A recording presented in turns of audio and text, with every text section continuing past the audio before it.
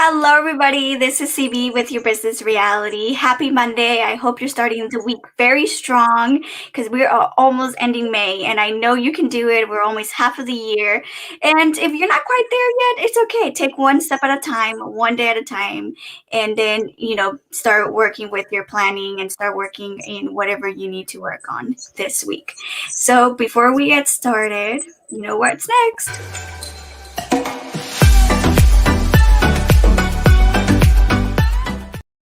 And welcome back to Your Business Reality with CB. And today we have a very special guest. We have MEejie Chaparro-Traverso is a creative and innovative single mother fully vested in creating a lifestyle led by her skills, talents, and passions. She's best known for her concept entrepreneuring the soul, which in my opinion is very interesting, to what she attributes her successes and her found psychological and physiological health after enduring much emotion, psychology, and I did not write the best. But anyway, it's all good. Thank you, Minky, for being here today. I really, really appreciate you. You're I've been following you, and for some time, and your postings and so forth. And you're a very special person because you see life through a different sense of lenses. And so, for the topic of today is how can a person create and monetize a quality lifestyle? Well, Crystal, first of all, thank you so much to you for this most wonderful invite. I am so excited. I feel like I'm in a candy store and I'm going to get to talk to this young, radiant entrepreneur who has such a radiance of, in her. It's so wise for someone that is physically young, but just so I'm delighted to you. I'm delighted that had the opportunity through Ragni Synicus to be here with you. So I just want to thank you all, and so thank you. So. Yeah, absolutely. So, tell us a little bit about how you even got started in the part of monetizing the quality lifestyle. What was intriguing about it? Here is the thing, right? I am in the second half of my life, and I say it is the best half of my life. Why? Because the first half just really gave me the experiences, the opportunities, the hardships, the struggles, the lessons, the mishaps, you name it, to just be able to realize that I was going about life the hard way. I was just going about life with preconceived notions, with beliefs, and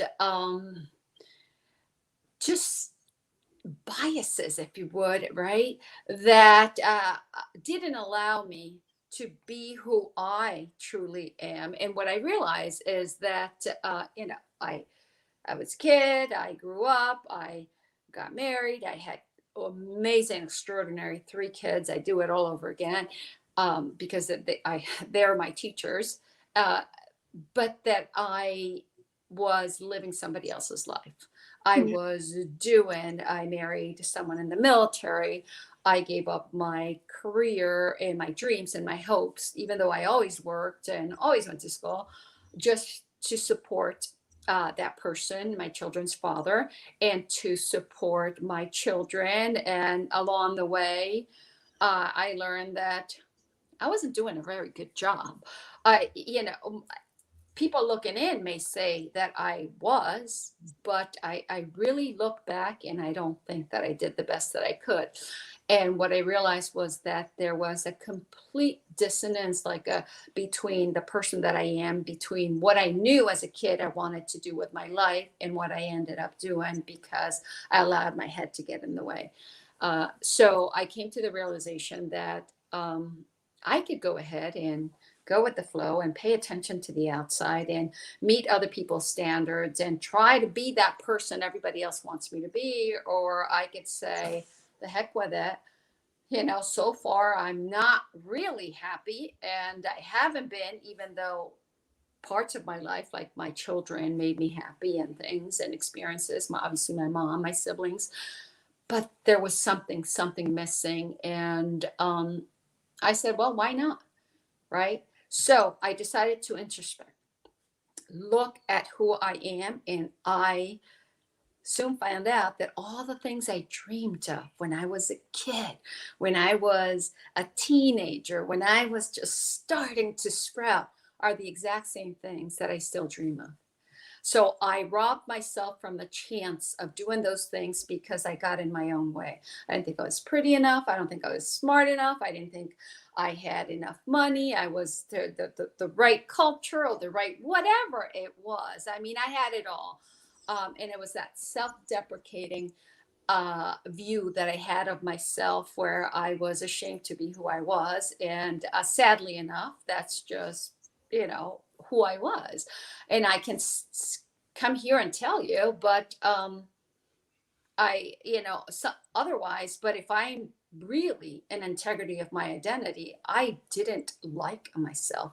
I didn't love myself. As a matter of fact, I hated myself, and I wanted to be gone. I prayed to be gone, and I knew there was something more, until I realized that, wait a minute, it's all because I'm looking outside of me and not looking inside of me. And those things really sparked that passion and drive. So I figured out that senses, the basting in your senses, is the key to just delight in the awareness and your surroundings. This is where I am. So I don't want to keep on talking, because I mean, I can talk on forever, but I really want to be specific to you. I don't want to lose anyone or lose you. It's just such a No, passionate topic for me. absolutely. And you know what? Unfortunately, a lot of people go through this, the loss of identity of oneself, because of what society said they should be, they should act, they should feel. And like you were saying, there was a sense of feeling of, who am I? I don't feel complete, right? Because you weren't yourself at the end of the day. And it's a very common thing that's happening to a lot of people. After the whole thing is like, who am I? What am I doing here? What am I doing with my life? It's always going to be the questions that are always going to be there. But a matter of actually acting upon it, I applaud you for that, and for shifting your life into the direction that you wanted it to be, that you were in control of your own feelings, of the way you wanted it to go. So not a lot of people can do that, and I would say that you did it beautifully. Yeah, there was probably, I'm sure, a lot of bumps, but life is full of bumps. But at the end of the day, it's the journey of where you're heading, right? Which direction you're heading. The other one was killing you. The other direction was killing you. So you went the opposite direction, and so thank you so much for that, for what you did. You're an example for many people, and so that's why you're here today. And another question I have for you is, how can someone entrepreneur their soul? Let me just add in here before you answer.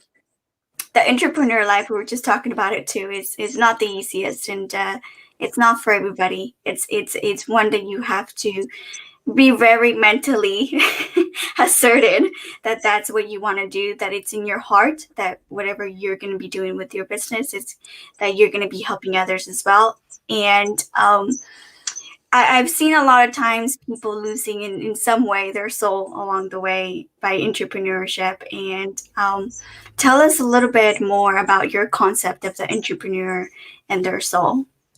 So thank you so much. First of all, I want to say thank you. You're so beautiful, and so special with the way that you're responding in the interaction. So I just want to say thank you, because you have a special way of making people feel good. So you're looking at the bright things. I, like everybody else, we're here to learn. But I truly, honestly do believe that we are all born in greatness, with greatness, for greatness. I believe that we are born with everything we need to succeed, that it is our responsibility to really share our uniquenesses with the world, right? That's our gift to the world, and that's the reason we're born. And I think that we need to learn that, like, everything that happened to me in the first part of my life only served as a stepping stone for me to realize what I needed to do next. And there are things that I could live without, but I actually am very grateful for that. I think when I realized that my, that I was influencing and adversely affecting my children and other people, not knowingly, uh, even though that they don't feel that way, but I needed to step back. So as an entrepreneur, always been the person who, like Maslow hierarchy of needs, that sense of fulfillment, belonging, right? I've always looked to see where I fit in. And I never felt like I fit in anywhere, with anyone, with anything.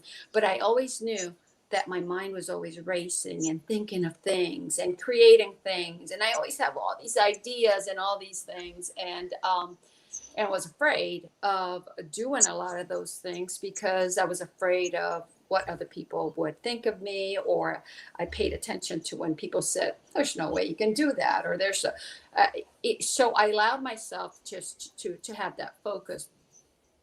But then when I decided to retreat and begin, and I must say, it was, rise or paralyze. It was, I decided to just look into who I am. And when I started putting things together and I went back to the dreams that I had as a kid, I realized that everything that I have and that I am comes from my soul, and that integrity of my soul was always the same. It hasn't changed. I may be wiser, I hope. I may be smarter intellectually, I hope. I may be a better person, I hope. But I'm still that person who has that passion and that dreams of, being out there in the world, just impacting others, helping others, sharing my story, and building communities, and leading in a way that allows other people to say, "You can do it." I'm not any more special than you. You're not any more special than me. We're all in this together, and we were born to commune with each other. So the concept of entrepreneur your soul, which is my book is coming out. I'm in the middle, hopefully this year, by the end of this year, or next year, whenever, I'm allowing the universe, to just go with the flow. But I'm working on the book, and it's based on the premise that, if we're born in greatness, with greatness for greatness, and we have everything we need to succeed, and we are here to make a contribution to the world, Yeah. then where do we start? Where do we go? Well, simple. We go into our soul. And what do? We take what's in within us, our soul, our passions, our skills, our talents, our dreams, our essence of the integrity of who we really are, and we do that. And when we are out there in the world doing it, we might as well monetize it. Figure out a way to do what we love so that we create this beautiful quality of life that we absolutely doesn't feel like work, right? It's something that we do. And if we're so great at our skills and talents, which we all are, then we can find a way to take that and make it a lifestyle that generates resources, that generates relationships, that generates income, that opens doors, that imprints um, a legacy, that makes uh, creates a path, and that allows others to be motivated, inspired, elevated, and empowered by what we do, because that's why we're here for. So, entrepreneuring the soul, which people say, well, that's not even a word. I'm like, it is a word. It's my word. Entrepreneuring the soul. It is my word. So it is truly what I know that we're all capable of, and what I encourage everybody to go and do. If you don't know where you are, you're so lost. I spent so many years in my life lost, until I went into my soul and I said, all right, I'm going to take what I have, and I'm going to turn it into a career, a lifestyle, a business, and a purpose. And that's what I advocate for. It's interesting because that's what, in a way, happened to me.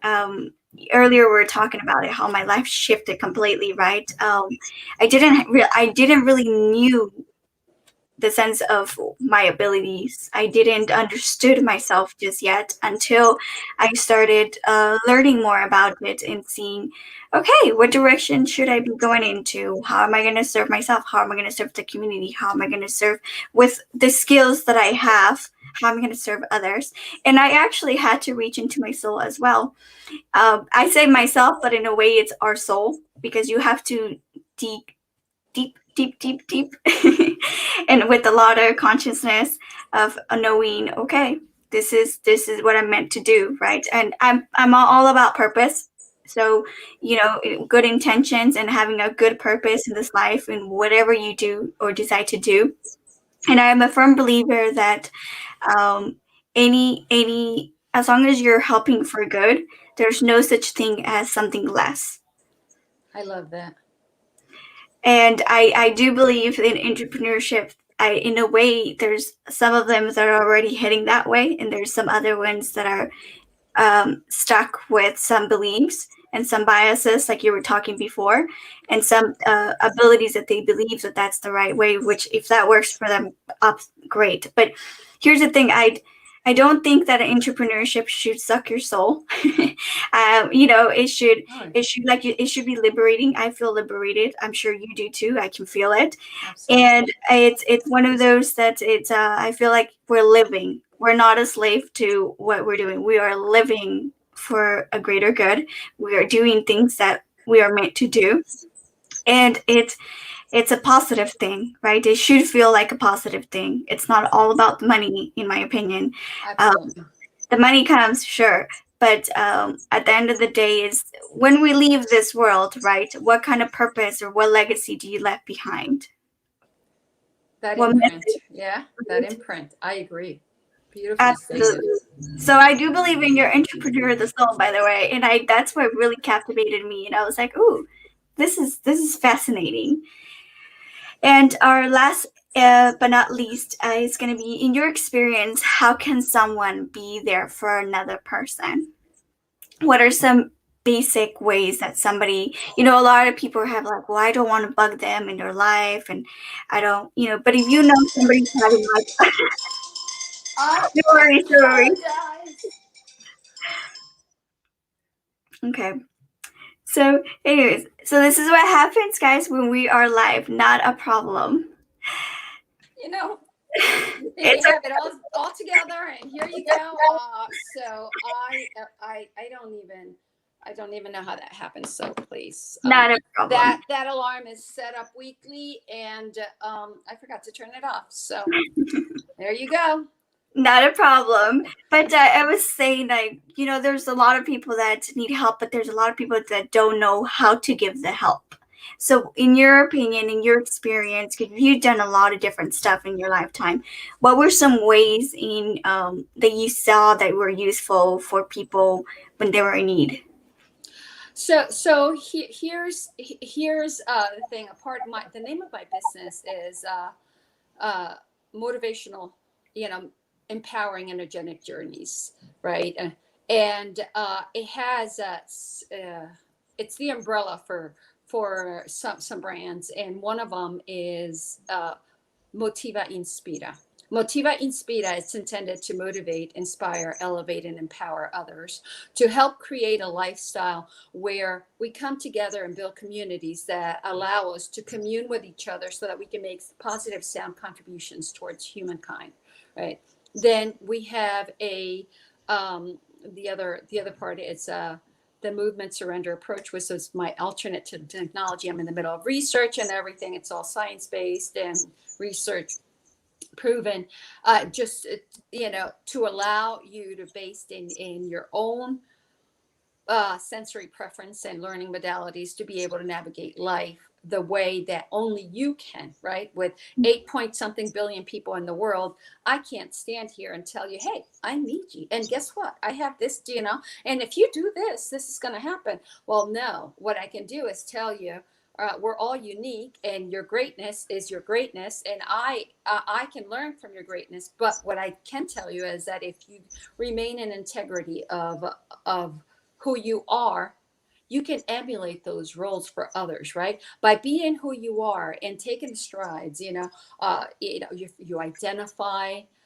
what quality of life means to you, whether it is the wellness, the environment, the relationships, whether it is the health, whether it's physiological, psychological, is the abundance, whether it's financial, the accessibility to resources. I mean, it really is unique to you, all the things that quality means to you.